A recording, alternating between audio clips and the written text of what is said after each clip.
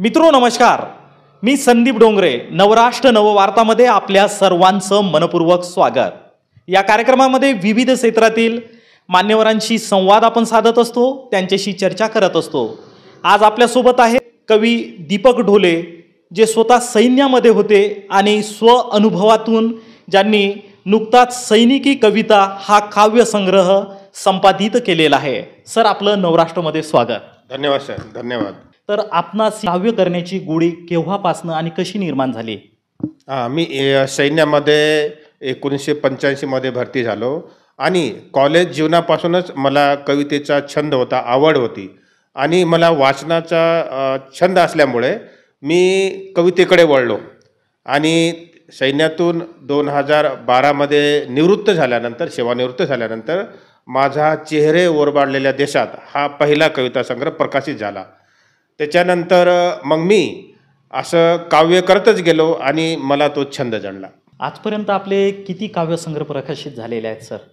माझा पहिला काव्यसंग्रह चेहरे ओरबाडलेल्या देशात मुक्त छंद प्रकाशन नागपूर यांनी काढलेला आहे आणि त्याचं प्रकाशन इथे वाशिमलाच वाकाटक वाचनालयामध्ये गंगाधर पानतावणे सरांच्या हस्ते झालं होतं आणि त्याला मानाचे 4 पुरस्कारसुद्धा मिळालेले आहेत.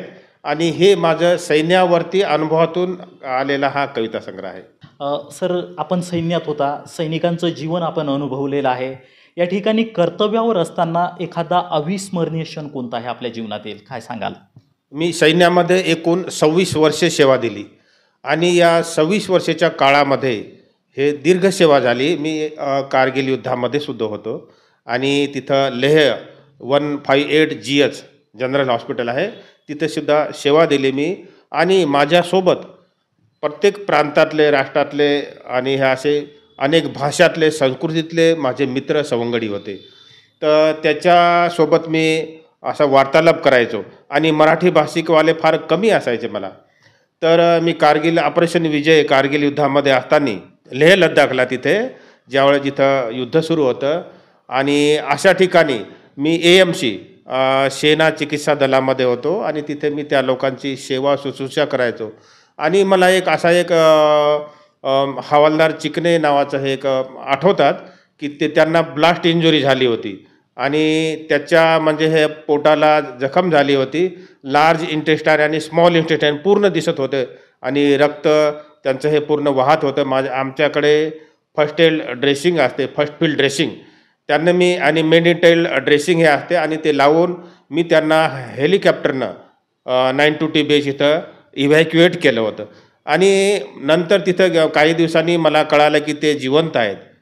आणि ज्यावेळेस मी कारगिल युद्धानंतर घरी गेलो तर त्यावेळेस मला कळालं की ते जिवंत आहेत. ते मला भेटण्यासाठी आले आणि खरंच मला असं फार आठवते की अशाचा मी आपल्या माणसाचा जीव वाचवला म्हणून. सैनिकी कविता हा नुकताच आपण संपादित केलेला काव्यसंग्रह प्रकाशित झाला. यामागचा आपला उद्देश काय, संकल्पना काय? सैनिकी कविता हा एक संपादित ग्रंथ आहे. याच्यामध्ये जवळजवळ एकूण 100 कविता आहेत आणि त्या सर्व प्रतिभावान कवीच्या कविता आहेत.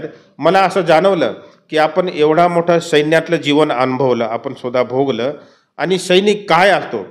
कारण माझा जे पहिला कविता संग्रह आला होता त्याच्यामध्ये मी सैन्याविषयी आणि हे विरह अशा ज्या भावना असतात, घरापासून दूर राहून जे आपण आपलं जीवन व्यतीत करतो, याच्यामध्ये बरंचसं आलेलं आहे. पण मला असं वाटलं की प्रत्येकावरती प्रातिनिधिक कविता संग्रह आलेले आहे, शेतकऱ्यावर आलेलं आहे, कामगारावर आलेलं आहे, बाबासाहेबांवर तर अनेक प्रातिनिधिक कविता संग्रह आलेले आहेत. पण सैनिकावरती एकत्रित, कारण सैनिक हा देशासाठी लढतो, देशासाठी बलिदान करतो आणि एवढा महत्त्वाचा सैनिक असल्याने त्याच्यावरती असं स्वतंत्रपणे पुस्तक नव्हतं.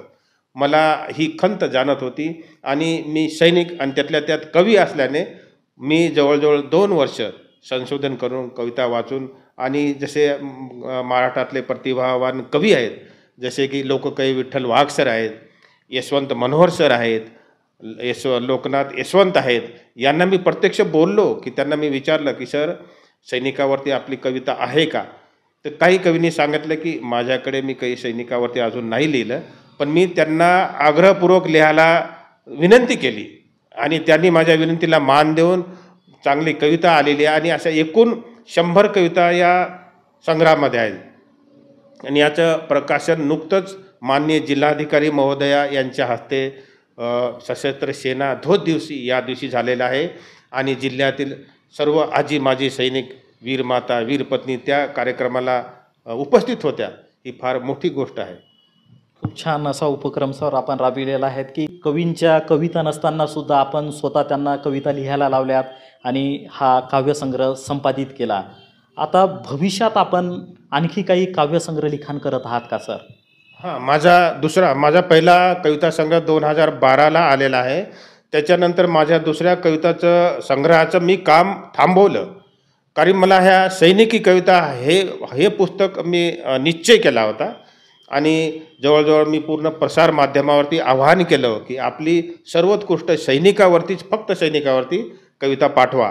आणि मी सैनिकाविषयीचे सर्व पैलू उलगडून दाखवणाऱ्या कविता याच्यामध्ये आल्या, म्हणजे पुनरावृत्ती झाली नाही असा हा एक संदर्भ ग्रंथ कवितेतला असलेला असा एक कविता संग्रह मी काढला. आणि माझा दुसरा कविता संग्रह जे येणार आहे त्याची माझी आता जुळवाजुळव सुरू आहे, ते मी काम थांबवलं. आता या पुढच्या 2-4 महिन्यामध्ये माझा दुसरा कविता संग्रह येणार आहे. मध्यंतरी आपल्या वाशिमला अस्मिता दस साहित्य संमेलन झालं होतं, त्याची स्मरणिका, तर त्या प्रज्ञासूर्य नावाची ही स्मरणिका होतं, त्याचं संपादनसुद्धा मी केलं होतं आणि ती स्मरणिका मोठ्या मोठ्या साहित्यिकांनी आवर्जून त्याचा उल्लेख केला आपल्या आणि याचं समीक्षणसुद्धा आलं होतं.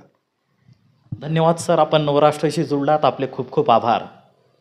तर मित्रहो, आपल्यासोबत होते वाशिम येथील कवी दीपक ढोले, ज्यांच्यासोबत आपण चर्चा केली. अशाच प्रकारे विविध क्षेत्रातील मान्यवरांशी यापुढे देखील आपण भेटणार आहोत, त्यांच्याशी चर्चा करणार आहोत. तोपर्यंत पाहत रहा नवराष्ट्र नववार्ता. मी संदीप डोंगरे, वाशिम.